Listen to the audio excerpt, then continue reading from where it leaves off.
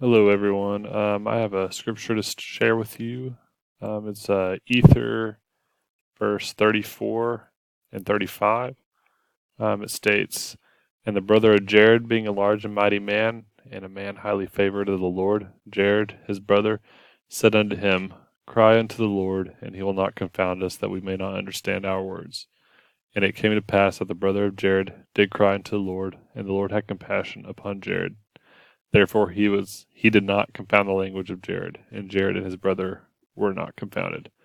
So I know this is about the Tower of Babel, and but I think it relates to this class, as in we have the ability to confound our words to people by being, beating around the bush or saying things in a manner that's not direct to the point, and it can get lost. Meaning can get lost in conversation. So it's important to not confound our own words and be direct and to the point with others, and make sure everyone that we're trying to get our point across to can understand us. So that's about it. Thank you.